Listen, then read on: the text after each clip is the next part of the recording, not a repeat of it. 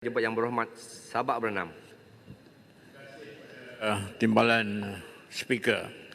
Bismillahirrahmanirrahim. Assalamualaikum warahmatullahi wabarakatuh.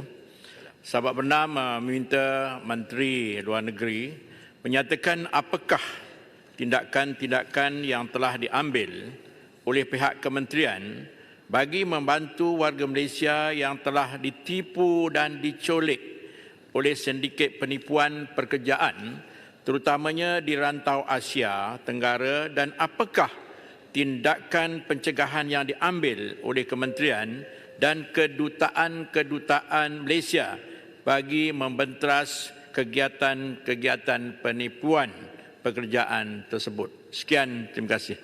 Sila Yang Berhormat Menteri. Ketua dan terima kasih Yang Berhormat Sabak Bernam.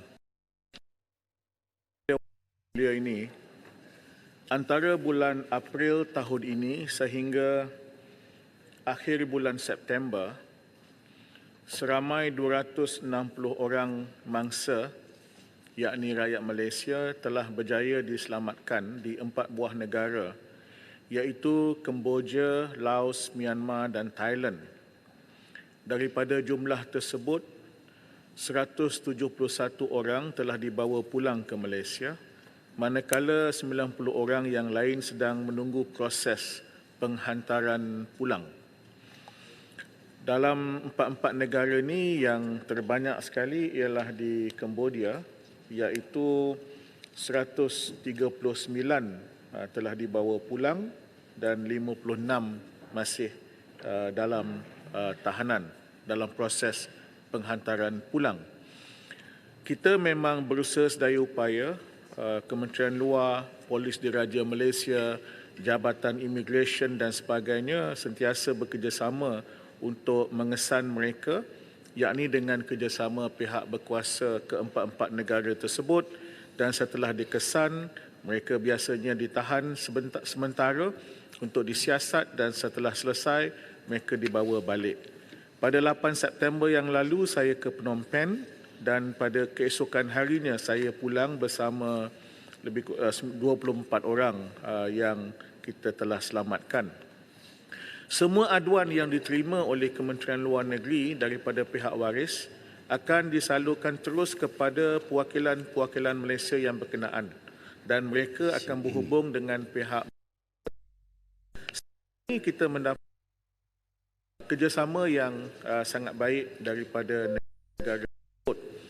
Proses untuk mencari mereka dan sebagainya ini mestilah mengikut prosedur yang dilaksanakan di negara tersebut seperti siasatan, intipan, usaha menyelamat, dokumentasi dan sebagainya.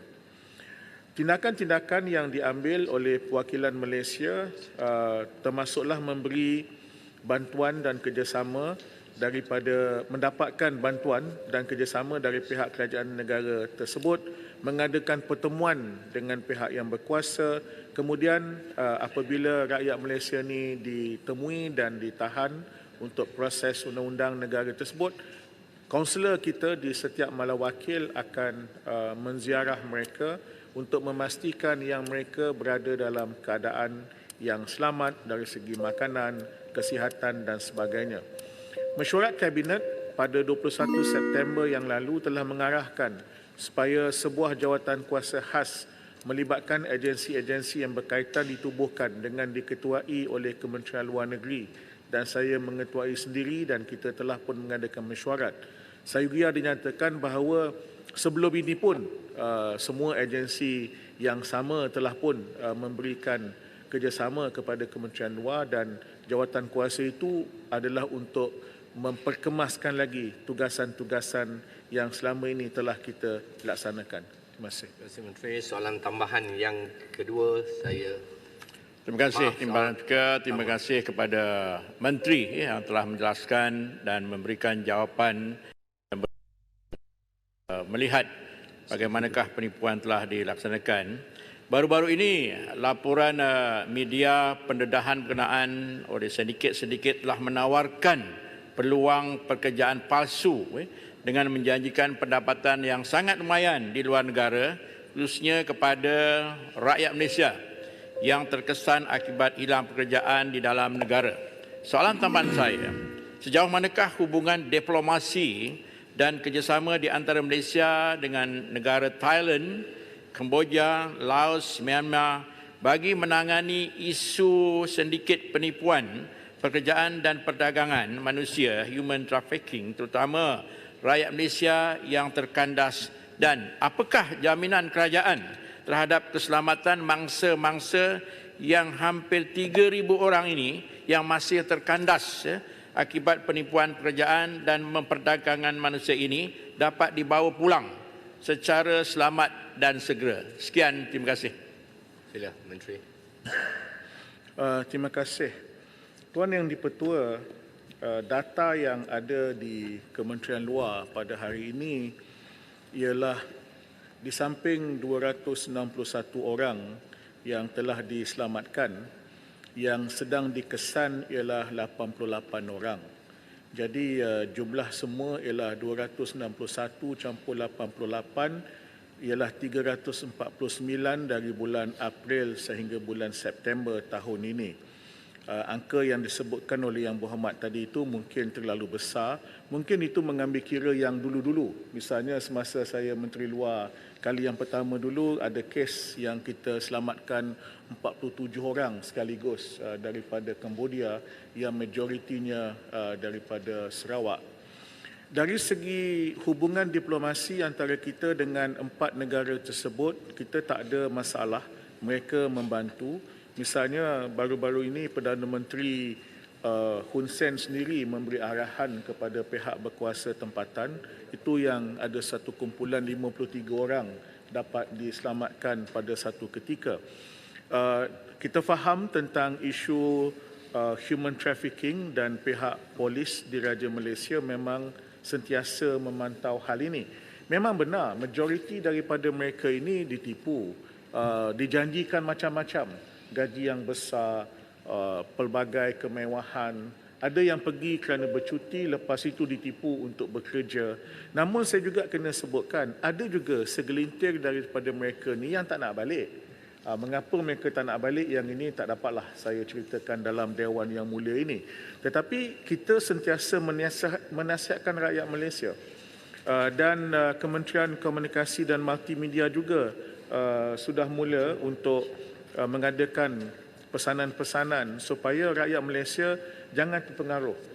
Kami panggil balik duta kami di Cambodia dan beliau mengadakan temu ramah dengan beberapa buah surat khabar tempatan khusus dan juga televisyen tempatan, khususnya yang menggunakan bahasa Mandarin untuk menerangkan masalah-masalah yang berlaku yang membolehkan sebahagian majoriti mereka ni yang saya katakan tadi sebenarnya tertipu. Namun saya kena garis bawahi dengan satu ayat. Kamboja sebagai contoh, ada hampir 500 syarikat Malaysia yang beroperasi di sana, syarikat besar dan kecil yang baik. Hampir lebih kurang 5,000 pekerja Malaysia, rakyat Malaysia yang bekerja di Kemboja dengan suasana yang baik dan tenang, dan mereka ni tak terlibat dalam hal-hal ini. Jaminan kita ialah kita akan bantu walau seorang pun daripada mereka, sekiranya mereka dilaporkan hilang dan sebagainya, kita akan bantu dan kita tak akan biarkan begitu saja. Terima kasih. Terima kasih Menteri. Soalan tambahan yang kedua saya jemput Yang Berhormat Sempang Dengam. Terima kasih Tuan Ketua. Yang Berhormat Menteri, kalau kita lihat daripada jaminan yang diberikan untuk membantu walaupun seorang mangsa, dia akan melibatkan kos. Mereka ini kos bawa pulang, kos di sana, dan juga termasuk denda yang akan dikenakan kepada mereka ini kerana mereka tidak berdokumen oleh beberapa negara tersebutlah. Jadi apakah perancangan Kementerian Luar, adakah kerajaan akan menanggung segala kos tersebut dan akan berunding dengan kerajaan-kerajaan yang akan mendenda rakyat kita itu untuk mereka dikecualikan berdenda. Terima kasih Tuan Ketua. Terima kasih Sempang Dengam. Sila Menteri.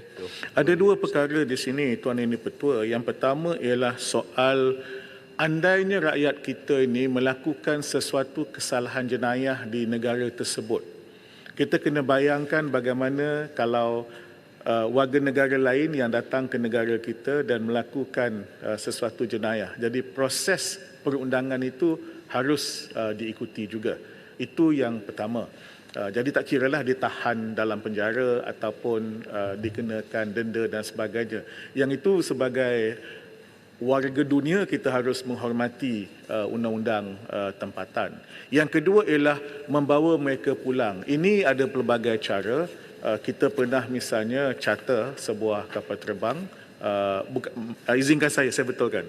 Syarikat AirAsia, ketika saya menjadi Menteri Luar kali pertama dulu pernah menghantar sebuah pesawat dan dia tak kenakan apa-apa bayaran, itu atas peri kemanusiaan, ke Phnom Penh untuk bawa balik, kalau saya tak silap angkanya yang tepat ialah 47 orang, majoritinya dari Sarawak, kemudian bawa balik ke sini, kemudian dihantar balik ke Kuching.